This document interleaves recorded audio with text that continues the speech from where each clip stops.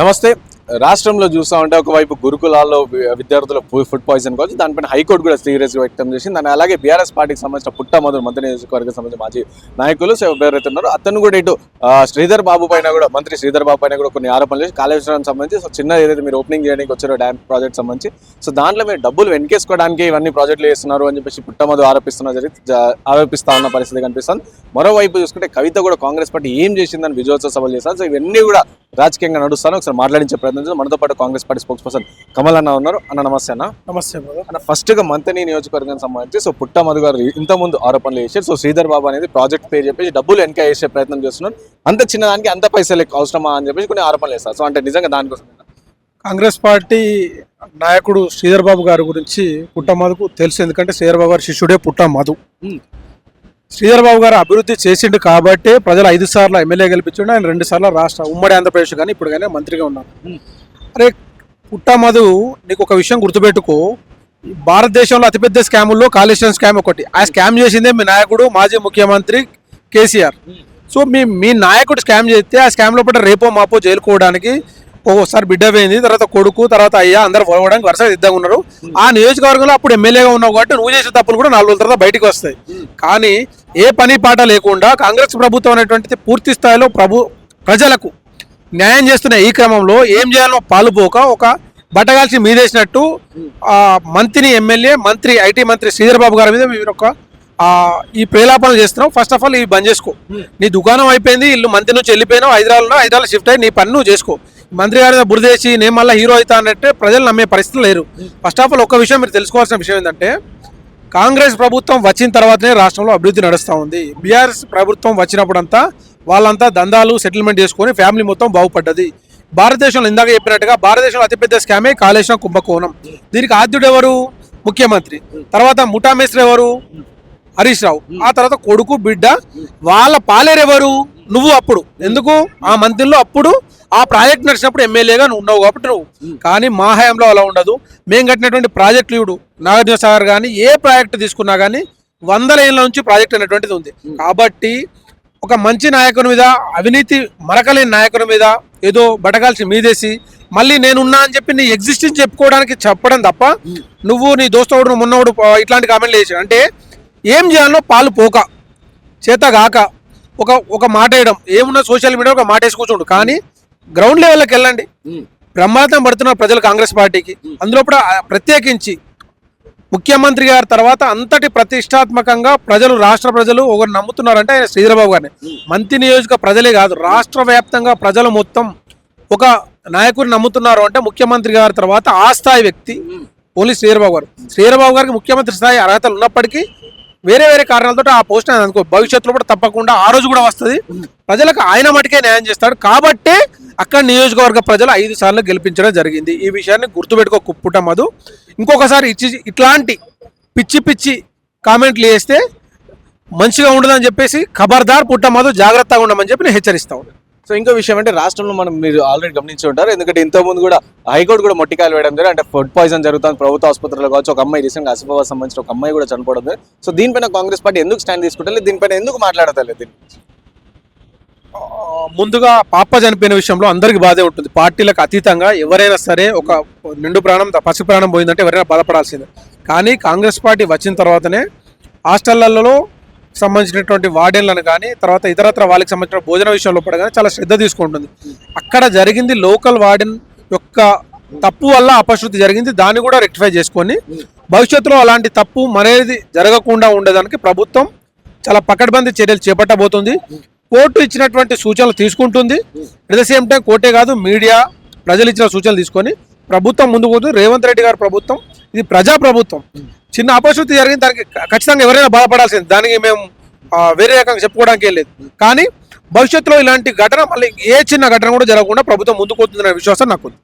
ఇంకో విషయం, దీన్ని బేస్ చేసుకుని కేటీఆర్ గారు కొన్ని కమెంట్ చేశారు. అంటే సన్నాసులు అని చెప్పేసి కలెక్టర్ అధికారులు, గవర్నమెంట్ అధికారులకు సంబంధించి కొన్ని వ్యాఖ్యలు కూడా చేశారు మార్నింగ్. దీని గురించి కేటీఆర్ అనేటోడు వాడు ఒక పిచ్చోడు, వానికి పిచ్చి పట్టింది. ఎందుకంటే ప్రభుత్వం ఇంత రేంజ్ లో పని చేస్తుంది అనేటువంటిది వాడు ఎక్స్పెక్ట్ చేయలేదు. ఇందాక ముఖ్యమంత్రి గారు అన్నట్టుగా నేను జైలుకు పోతే సీఎం అవుతా అనేటువంటి ఆలోచనతో ఉన్నాడు. ఏదో ఒకటి మాటలు అంటే బ్యూరోక్రాట్ను వచ్చి సన్యాసి అంటే ఒక కలెక్టరు ఆయనను ఒక బ్యూరోక్రాట్ని పట్టుకొని సన్యాసి అంటాను.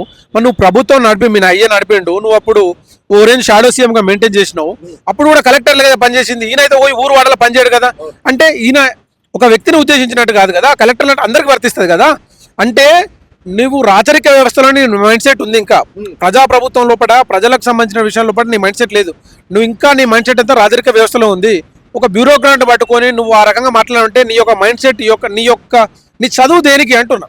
నువ్వు నేను అమెరికా పోయినా లండన్ పోయినా చదువుకున్నా అంటాను కదా, నీ చదువు దేనికి అంటానా. నీ చదువు లోపల బేసిక్ కామన్ సెన్స్ ఉన్నా కానీ అధికారితో ఎట్లా మాట్లాడాలి, ప్రజలతో ఎట్లా మాట్లాడేటువంటి కామన్ సెన్స్ నీకు ఉండాలి. నువ్వు ఒక పిచ్చిలో ఉన్నావు, ప్రభుత్వం పోయింది, అధికారం పోయింది, పిచ్చి పెట్టి రోడ్ల మీద తిరుగుతా ఉన్నావు, ట్వీట్లు పెడతా ఉన్నావు, అధికారులను తిరుగుతా ఉన్నావు, నాయకులను తిరుగుతా ఉన్నావు. ఒరే నిన్ను కూడా మేము తిట్టచ్చు, ఏమున్నది ఒరే సన్నాసి కామన్ సెన్స్ విధవా, నీ యొక్క పౌడర్ బ్యాచ్ తోటి తిరిగి ఈ రకంగా తయారవుతా ఉన్నావు, ఫస్ట్ నీ పద్ధతి మార్చుకో మేము కూడా అనొచ్చు. కానీ సంస్కారం అడ్డొచ్చి మేము కూడా అవుతా ఉన్నాం. కేటీఆర్ ఇంకొకసారి ఇట్లాంటి పిచ్చి పిచ్చి మాటలు మాట్లాడితే ప్రజలు బుద్ధి చెప్తారు.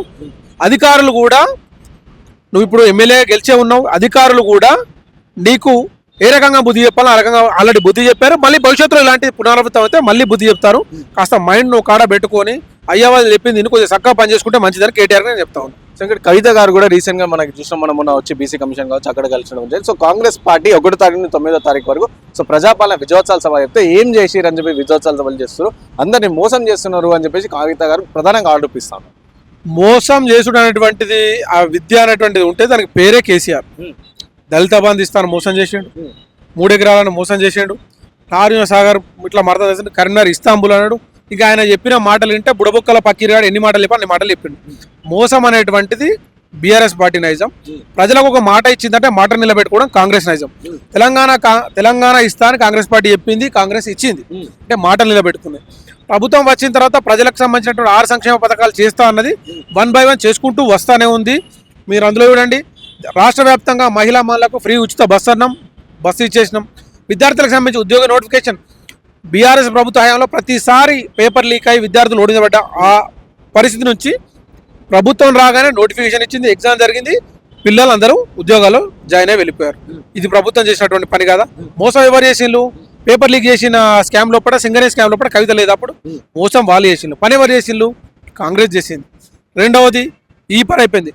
ఆ తర్వాత ఉచిత సిలిండర్కి సంబంధించిన ఏదైతే ప్రజలకు హామీ ఇచ్చిందో అది చేస్తూ ఉంది. ఇప్పుడు ఈరోజు సమగ్ర కుల గణన అని చెప్పేసి మొదలుపెట్టి ప్రజలు ఎక్కడెక్కడ అయితే అర్హత ఉన్నటువంటి వ్యక్తులు ఉన్నారో ఆ అర్హతకు తగ్గట్టు వాళ్ళకి రావాల్సిన ప్రతిఫలాలు రావాలి. కాబట్టి అప్పుడు వాళ్ళు సకుటుంబ సర్వే అనేటువంటిది, సకలేన్ల సర్వే అనేటువంటి చేసినటువంటి ఏదైతే సర్వే ఉందో ఆ రిపోర్ట్ను వాళ్ళు తొంగలో తొక్కారు. కాబట్టి ఫ్రెష్గా ప్రభుత్వం ఒకటి సర్వే చేసి తద్వారా ప్రజలకు సంబంధించినటువంటి వాళ్ళకి అర్హతకు తగ్గట్టు అందాల్సినటువంటి కార్యక్రమాలు, ప్రతిఫలాలు అందజేయడం కోసమే ఈ సర్వే చేస్తుంది.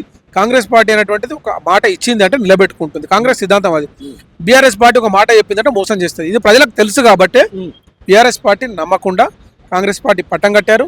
కాంగ్రెస్ పార్టీ చూడండి ఈరోజు చాలా విజయవంతంగా ప్రభుత్వాన్ని నడుపుతుంది, ప్రజాపాలన నడుపుతుంది. ఎప్పుడన్నా కేసీఆర్ అనే వ్యక్తి సెక్రటరీ రాగా మీరు చూసారా? నిత్యం ముఖ్యమంత్రి గారు సెక్రటరీలో ఉంటారు.